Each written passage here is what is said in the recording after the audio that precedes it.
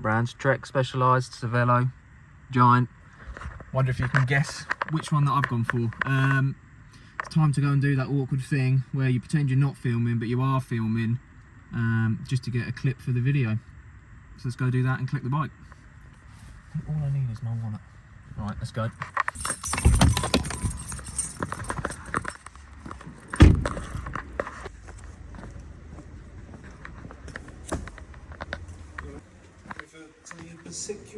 Yes, to collect a bike that I ordered from Giant. Collect a bike? Yeah, or frame set. Okay. What's your name? Lewis Fordham.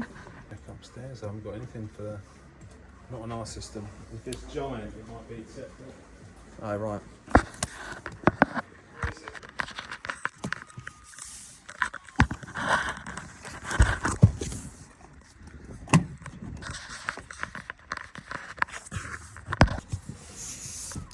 Snug. That is bike in possession. If you didn't know already, it's a Giant Trinity Advance Tri, something. I think that was all of it. I don't know. A bit of a faff kit. I was waiting there for quite a while, but they're nice guys in there. But we've got it. Time to go. 30-minute drive home, which is a bit long. But time to go home. It's going to be really hard to not rip it apart and unpack it straight away. But I want to try and do this bike session first, and I can take my time with it and not have to worry about doing a bike session after. So let's go get it done.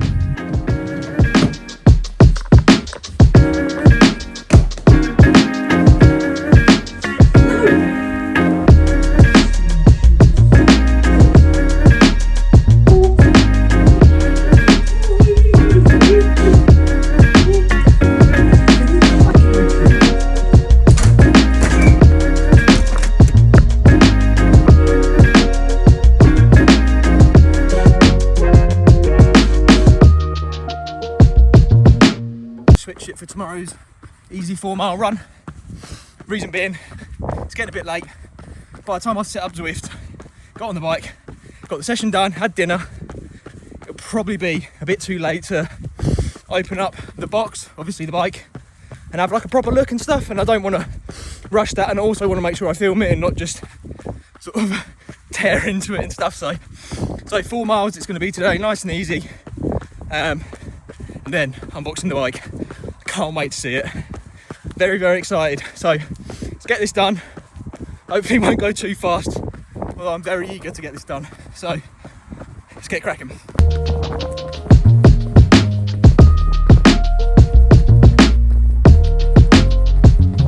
Just over 4 miles done. Heart rate was a little bit higher than I'd like, but where I've had like a bit of an off-season ish type thing, or no structured training, fitness is bound to go down a little bit. So still not bad, still under 8-minute mile in zone 2, so that's always like a good barrier for me. Anyway, let's go on board this bike.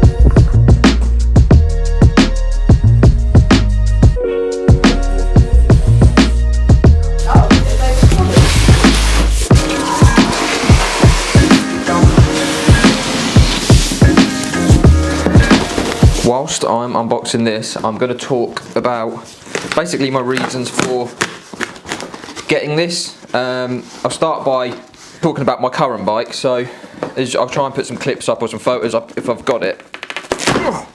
Basically, that bike for me there's a few reasons really.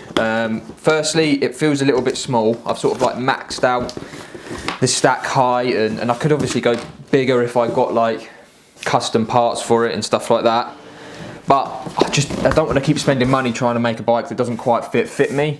Obviously I've done races on it and it has worked for what I've been using it for, but I suppose I'll go on to some of the little things. So firstly, the bike brand is called ProRace, and they're a Belgian company who do some quite nice bikes, to be fair. I found this frame set on a really good deal. The frame set that was in the photos was different to the one that I received.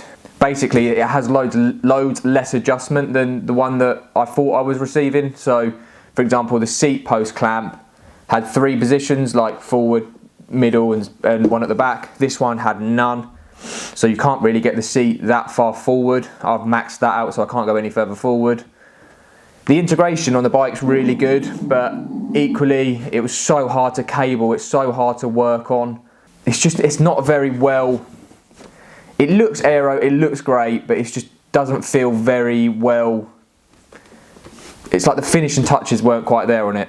Also, like I said, it's a little bit small. Secondly, the base bar is extremely low. So when I'm trying to, like if I want to go out for long rides and stuff, by the end of it, even if you're on the base bar, your neck is in bits. And it's great training, I suppose, for races and stuff, because you're obviously in TT position in races, but it makes me not want to ride that bike because of just how uncomfy it can be for longer rides. And next year I basically want to be doing some longer distance races, so I want to go and do some more Ironman races. I want to do I want to do 2 full distance races next year, and to do that you need to spend hours on a TT bike, so it will encourage me more, like if I have a bike that fits a bit better and stuff, it'll encourage me more to go out on it.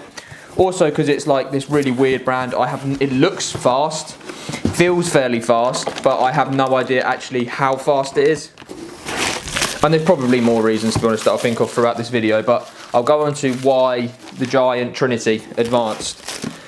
Firstly, it's aero. It just is. Everyone and their nan seems to have a Giant Trinity, so they clearly work. Also, they're like the value of the bikes, so like the value for, what is it, the value for money or whatever, is like exceptional. Like you don't find that any better really than a Giant Trinity. Also, another big reason why I chose this bike was my current bike is, oh that's another reason, the brakes on my current TT bike are crap, they're awful. The back one does nothing.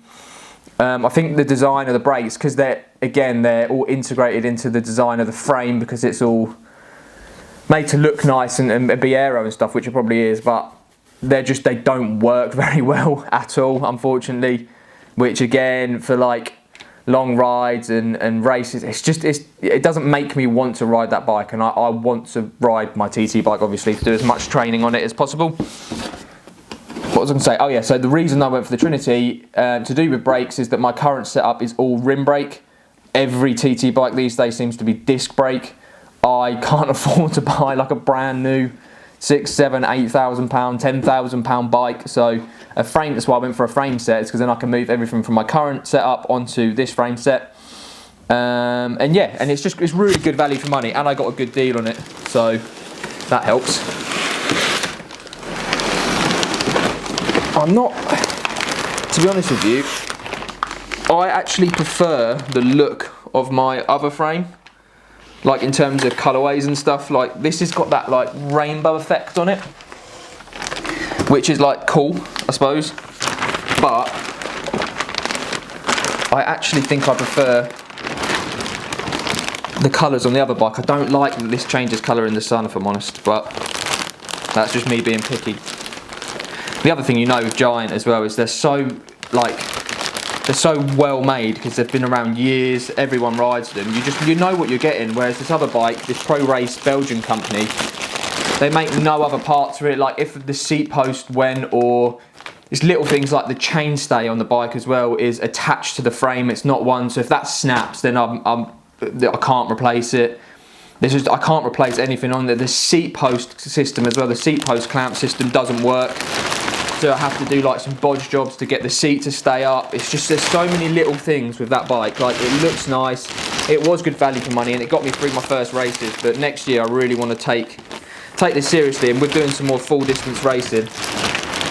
I thought it was time for an upgrade, and also who just doesn't love a new bike?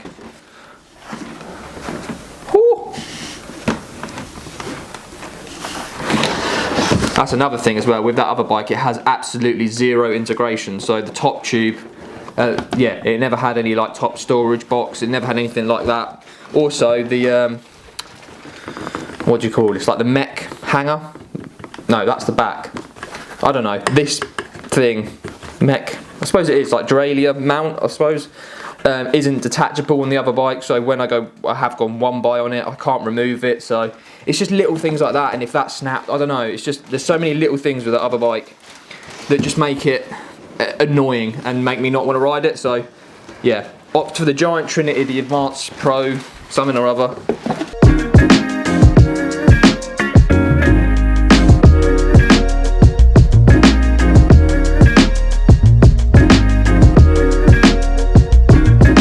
I'm going to get all this unpacked and get it laid out, and then yeah, we'll talk about it, because this is just going to take forever doing this.